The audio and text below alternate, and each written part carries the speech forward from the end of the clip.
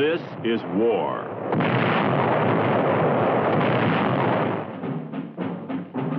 War and its masses. War and its men.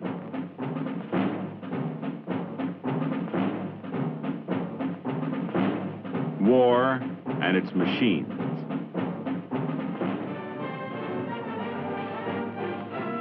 Together they form the big picture.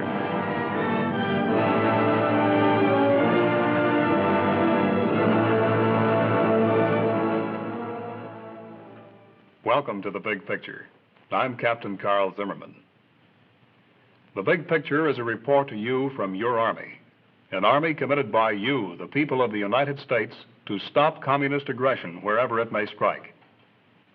The Big Picture traces the course of events in the Korean campaign through first-hand reports of our combat veterans and through film produced by the Army Signal Corps, photographed by combat cameramen.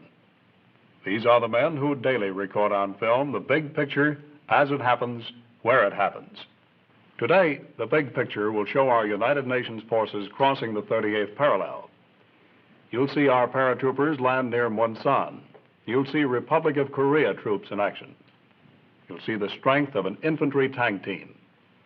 And from another part of the world, from Europe, the activation of SHAPE and a message from General Eisenhower. And later in our program, you'll hear from 2 Army soldiers from the 1st Cavalry Division, Warrant Officer Sam Puterbaugh and Private First Class Jim Vines. But now for part of the big picture, let's go back to March 20th, 1951. As of 20 March, UN ground forces on all fronts are pushing slowly and methodically northward toward the 38th parallel. They meet only light resistance as the Chinese communists fall back. On 21 March, Chuncheon falls without a fight.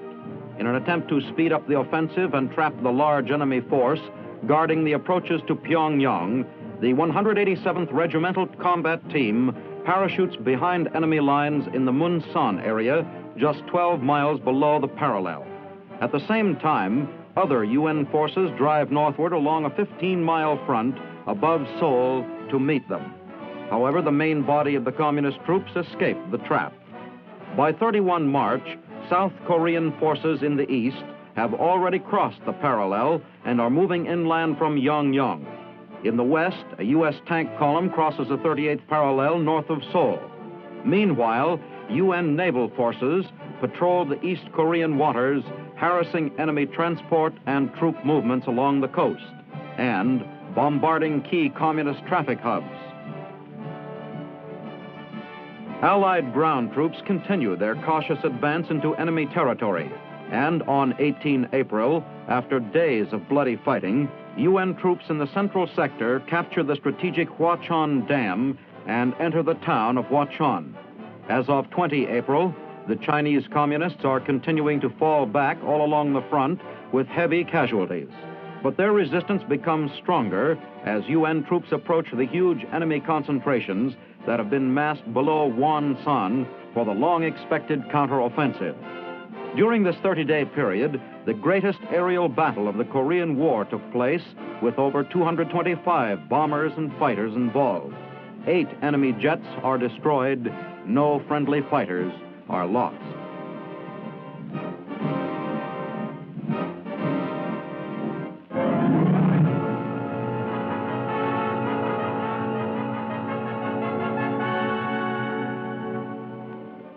On this map of Korea, a crudely improvised tomahawk marks the jump area for a parachute operation beyond our front lines. The airborne mission is named Operation Tomahawk. Objective: to seize an area deep in enemy territory on the Imjin River near Munsan and hold on until ground forces move up to consolidate the position. Equipment of the parachutist gets a pre-loading inspection. Any loose dangling gear may injure the jumper or snap off and get lost when the chute opens. 3,300 parachutists of the 187th Regimental Combat Team will participate in the operation. Into the C-119 flying boxcars, heavy equipment is loaded. 4.2-inch mortars, 105mm howitzers and jeeps are prepared for the drop to support the parachute infantrymen. Air Force crew members get last-minute briefings. Pilots carefully recheck jump areas on maps, get latest weather report, and then prepare to take off. Troop carrier planes rendezvous over Taegu and fly northward.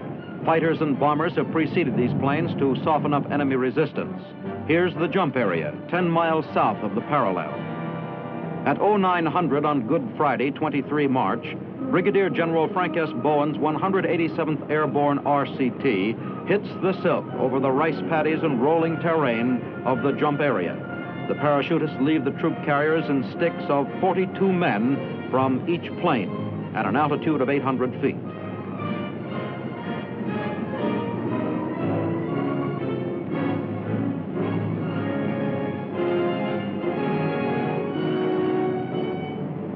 As soon as all parachute personnel have jumped, the flying boxcars start delivering the heavy equipment.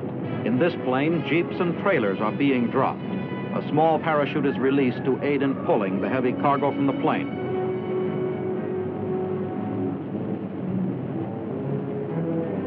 More equipment and supplies are dropped as the parachutists quickly assemble and organize on the ground. The North Korean 1st Corps, believed to be in this area, had vanished.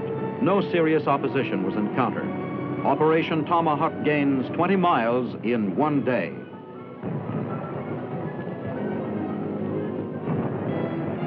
Just before nightfall, the first tanks of the 24th Infantry Division link up with the parachutists.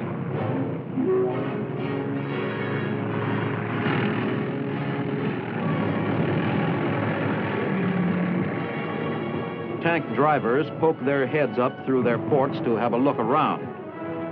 The task force reorganizes and moves out. This was Korea in March 1951. The 24th Division was pushing the Chinese back across the 38th parallel. Let's have a report from another part of our ground team now. Here is Private First Class Jim Vines of Beckley, West Virginia. Jim saw action with the 7th Regiment of the 1st Cavalry Division. Well, where was the 7th at this time, Jim? We was also moving northward toward the 38th parallel. We crossed the Han River. We were stopped there on account of we couldn't get supplies in. It flooded and washed all the bridges out. We had to have our supplies dropped in by air. As soon as we got supplied up, we moved on northward, across the 38th, into the Watchon Reservoir. Well, what happened up there, Jim? Well, we run into pretty stiff resistance up there.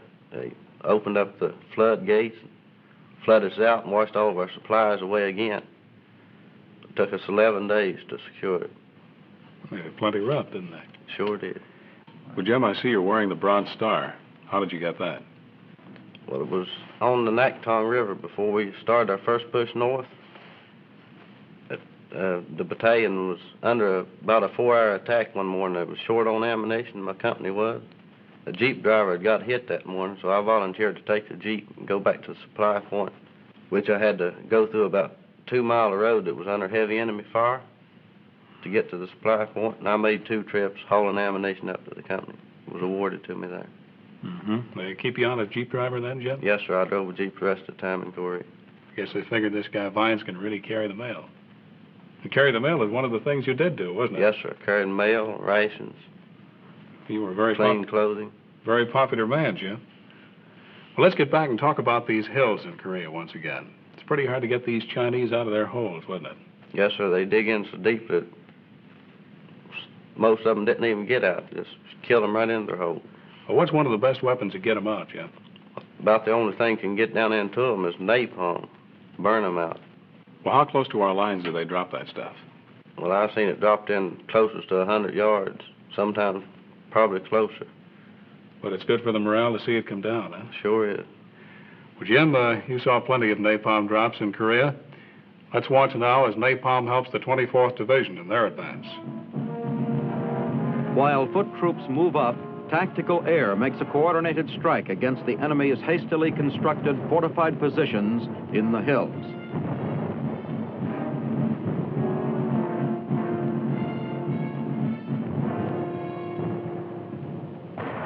jets deliver one of the most feared of our weapons, napalm bombs. These jellied gasoline bombs have proved highly successful in flushing the enemy from prepared positions.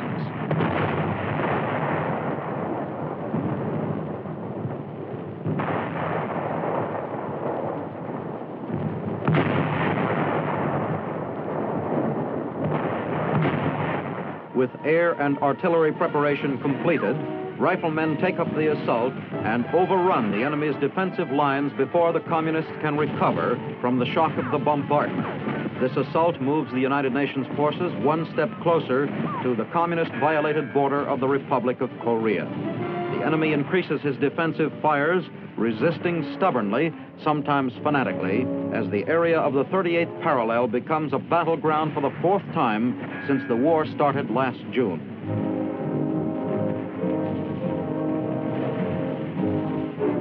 A rifle platoon passes through an area burned out by napalm bombs. The only enemy found in this area was charred.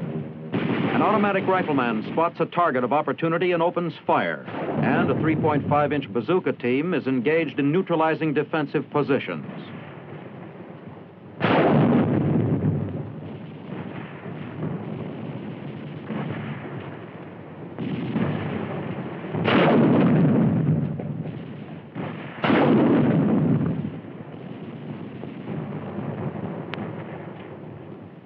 And, as always, there is just one more hill to take before the assault is completed.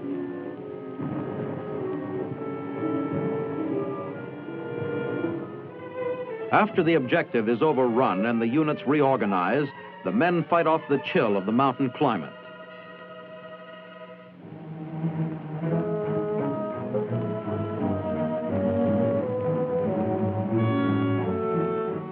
The serpentine route of the Imjin River creates a land pocket with a natural water barrier on three sides near the 38th parallel.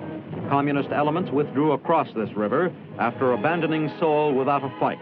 Here on the south bank of the river, units of the 1st ROK Division prepare to cross the Imjin. South Korean troops assemble for the Imjin crossing, while their combat engineers bring up the assault boats.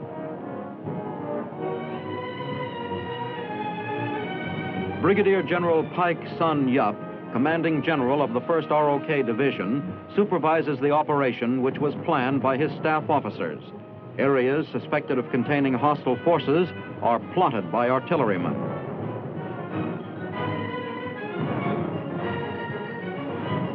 The South Koreans request a fire mission from U.S. forces to support the river crossing.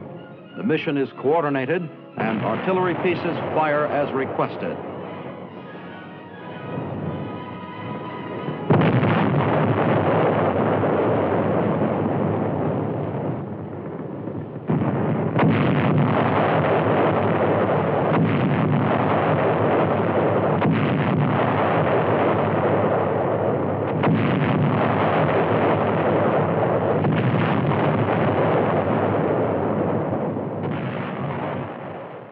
Immediately following the softening up artillery fire in the area north of the Imjin, the ROK troops load into assault boats and paddle across the river as enemy small arms fire harasses the operation.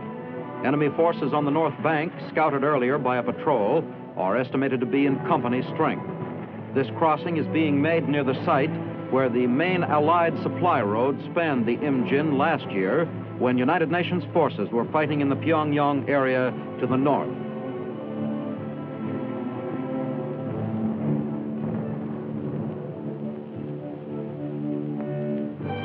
United Nations liaison officers observe the activities as the river crossing is executed.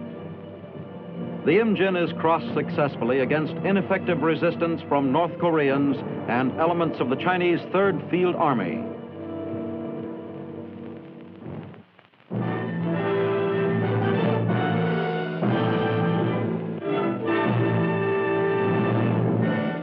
In the shadow of Paris's famed Arc de Triomphe, General of the Army Dwight D. Eisenhower takes command of Supreme Headquarters, Allied Powers, Europe, at his temporary headquarters in the Hotel Astoria. SHAPE is a functional unit of NATO, the North Atlantic Treaty Organization. For many months, The nations of NATO have been engaged in erecting for themselves a wall of security against any possible aggression. They have no aggressive intent or purpose of their own. They intend only to see to it that they may live peaceably and secure behind the arrangements that they collectively make. Today, another significant step was taken in this process of ensuring our collective security. This headquarters, formally and officially, assumed operational control and command of all forces allocated by our several countries to the defense of Europe. General Eisenhower executes the first order issued by SHAPE. By signing this historic document, the general assumes formal command of all Allied land, sea, and air organizations assigned to him by NATO. On a 60-acre plot of Marley Forest, which has been cleared in this area, construction of a permanent headquarters for SHAPE is begun. This location, 20 miles west of Paris, was once a secluded retreat for Louis XIV, who built an ornate palace here. In contrast to the King's Palace, the new SHAPE buildings will be modest, constructed of prefabricated materials to house 600 military and civilian headquarters personnel. Foundations are poured as top priority is given to the project. The task of forging a North Atlantic military force for the defense of Western Europe eventually will be centrally located here.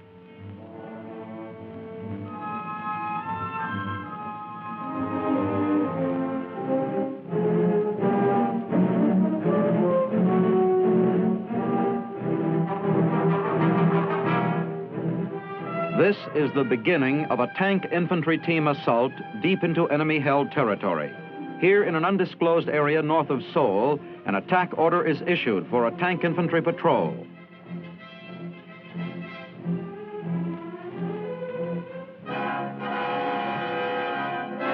After the order is given, extra HE grenades are distributed.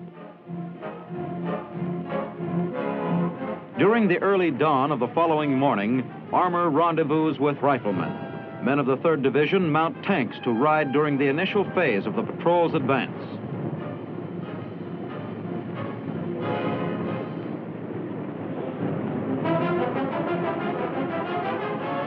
Mission of the tank infantry team: cross Imjin River, probe communist defenses beyond the 38th parallel, and report back on his dispositions and equipment. Test his strength, but do not become decisively committed. Withdraw when information is secured. This is a reconnaissance in force. All roads leading into enemy territory are heavily mined. Tanks take to the Imjin River bed, shallow here where it crosses a 38th parallel, to avoid red mines. Abandoned communist trucks are found in the river. On the far side of the Imjin, the infantrymen dismount onto North Korean soil and prepare to move out. The patrol moves forward over the innumerable hills into which the enemy forces are dug in. Red fields of fire are not yet brought to bear on the assaulting troops. An enemy position is engaged. Extra grenades issued the night before now come in handy as the riflemen close with a defensive outpost. After the outpost defenses are overrun, the tank infantry team reorganizes and continues the advance. Incoming small arms fire and mortar rounds are beginning to slow down the speed of the patrol's forward movement. The troops are cautious not to become decisively engaged. Red resistance increases as the patrol fights into a small village located on the Kaigan Mainline Railroad, which runs between Seoul and Pyongyang. Making sure their flanks are protected, the tank infantry team punches into the village and destroys communist installations.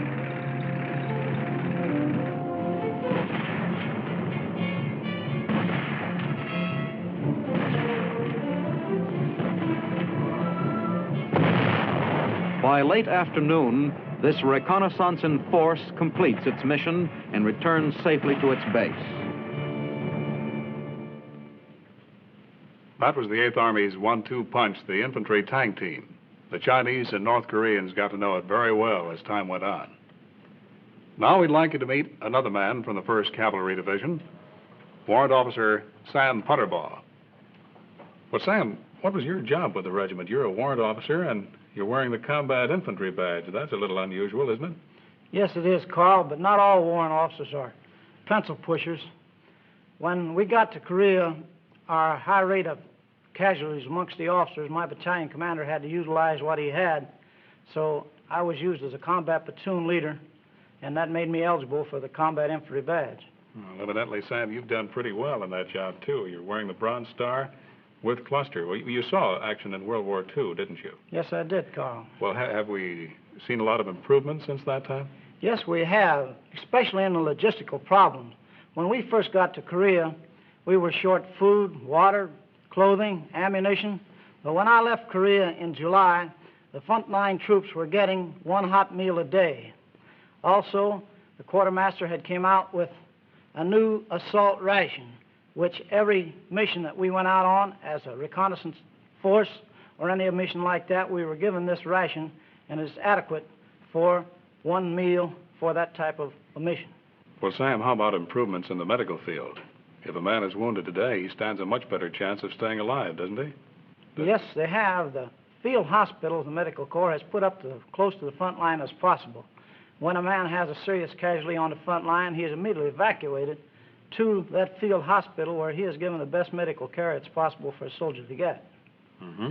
Well, you were a tanker in World War II, right, Sam? Yes, I was, Carl. Well, a lot of these men coming back from Korea tell us this is not very good country for tank fighting. How do you feel about that? I disagree with that statement very much. When we first got to Korea, we had no tanks, and the Chinese and the rest of them were able to push our troops back on several occasions. On the first time, the North Koreans pushed us back to the Nakhtong River. In August, when the 70th tank came over, we were able to hold those positions and also to have a tank task force break through and go 123 miles in one day. Now, on the map of Korea, if you look at the west coast, the plains from Seoul to Pyongyang into Shinanpo is all flat plateau country, and tanks can be utilized there very much. Well, that's on the west coast, but how about the east? The terrain there is a little rougher, isn't it? Yes, sir, Carl, but they're being used in the east, too, but not in big forays, but breakthrough points where the infantry goes through. It'd take a mile or two. But no infantryman likes to go out without a tank going along with him or a platoon of tanks, because they're a very good morale factor to have around with that much firepower. Well, Sam, how about the British? They had some tanks over there, too, didn't they? Yes, sir, Carl. The British have a 50-ton tank being used in Korea, and when we were forced back the first time from North Korea, it was used as a rear guard, and it's being used very efficiently against the North Korean and Chinese troops today. So I can't see how anybody could say that tanks cannot be used in Korea in a manner that they were used in World War II. Well, how about a recon mission? Do you use tanks on those a great deal? Yes, they do. The M24 and the M46 is being used in Korea on recon missions and used effectively, and the infantry likes to have them when they go out on them. Right, Sam. Well, back in April of 1951, a Signal Corps cameraman went with the tankers in a recon mission. Let's see his report. After receiving an order to clear an area near the 38th parallel of communist snipers and to search roads for landmines, a detail of a reconnaissance company prepares for its mission. Weapons are loaded and a final check of equipment is made.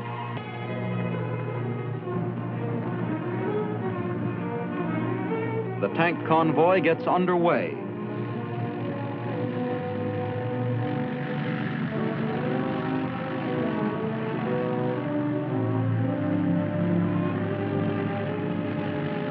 This roadway has already been cleared of mines. The men keep alert for enemy snipers. All bridges over streams and rivers have been destroyed by the withdrawing communist forces. Tanks ford streams at the shallowest points. Foot troops precede the tanks, searching for landmines.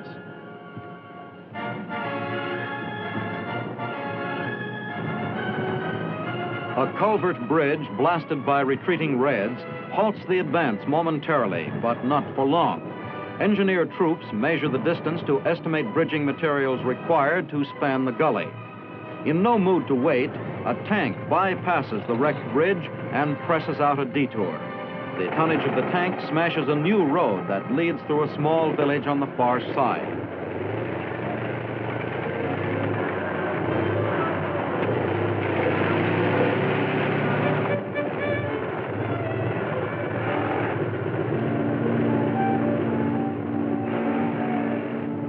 This Jeep, in four-wheel drive and shifted in low, bogs down despite a persistent attempt to move through the giant rocks. The much heavier tank returns to smooth out the steep approaches and the rocky terrain.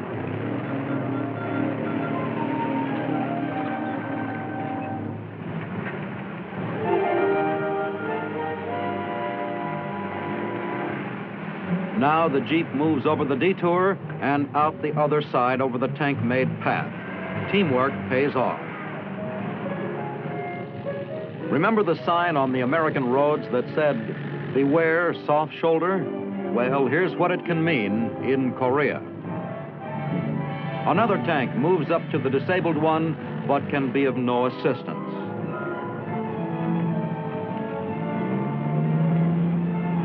Crew members sweat it out while their tank balances precariously.